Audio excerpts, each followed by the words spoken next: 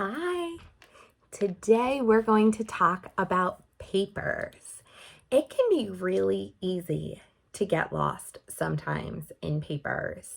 There's the rubric and the template and the textbook and the question and answer and this and that and current academic. There's so much that as a student you have to put together into an assignment, into a paper, that it can get really easy to get lost in the weeds, lost in the details. So what I wanted to do was to put together a little video just with some of the tips and techniques that I use to kind of get a little bit organized. Because one of the things that I've seen is that there's a disconnect between what a student is writing to and what a professor is grading to. So you as a student oftentimes will write to the template. You'll open the template, you'll review that, and you'll start writing. But professors are going to open up the rubric or the scoring guide, and they are going to score your paper based on the scoring guide.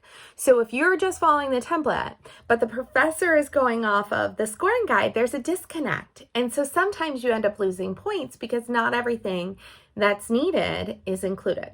So what I wanted to do today was just review just two ideas for how to kind of organize this. One of the things that Capella suggests that we do is follow the meal plan when we write. M-E-A-L,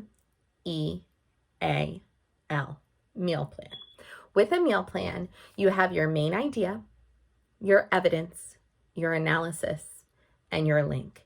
And you want to set that up for every single paragraph. That's what Capella suggests that we do. And honestly, it's a good idea. The first time I read about the meal plan, I was kind of like, I didn't really love it.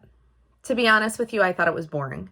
But here's the thing. You know what's not boring? It's not boring to get distinguished on your papers. And the meal plan, although it is very much a formula, it's very organized, helps you stay organized while you're writing and helps your professor easily identify that you've done everything in a paragraph you need to do. So honestly, the meal plan works in your favor to use that when you're writing. So I am going to suggest that you follow the meal plan.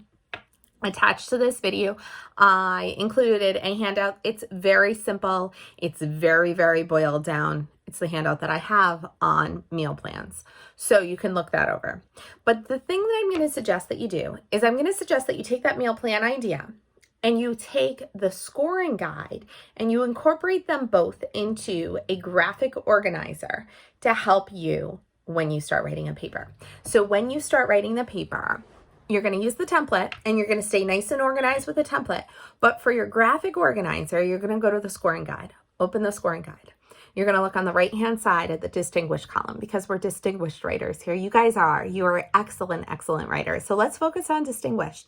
And then what you're going to do is you're going to copy and paste each piece of the scoring guide into your rubric.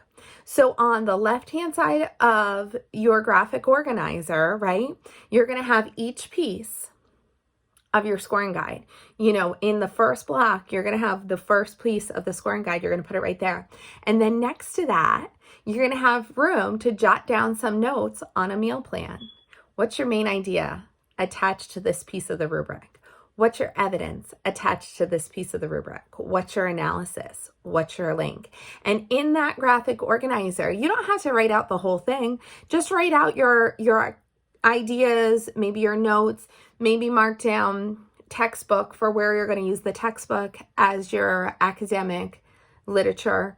Maybe you're going to use a journal article. Maybe you're going to use the ACA Code of Ethics. Make sure in each block that you have a main idea, evidence, and analysis.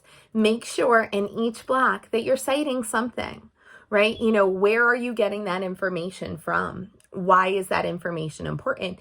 But if you do it this way, it helps you stay focused on what the rubric is asking you. The more organized you are, the more easy it is for your professor to read through your work and identify with the rubric what it is that you're doing. So I'm going to attach that graphic organizer to this video as well. Please feel free to check them out. If you have any questions, reach out to me over Messenger.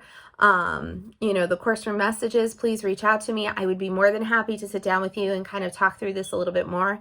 You guys have done some excellent writing so far, and this is just another tip, another technique to help you on that journey. Thanks.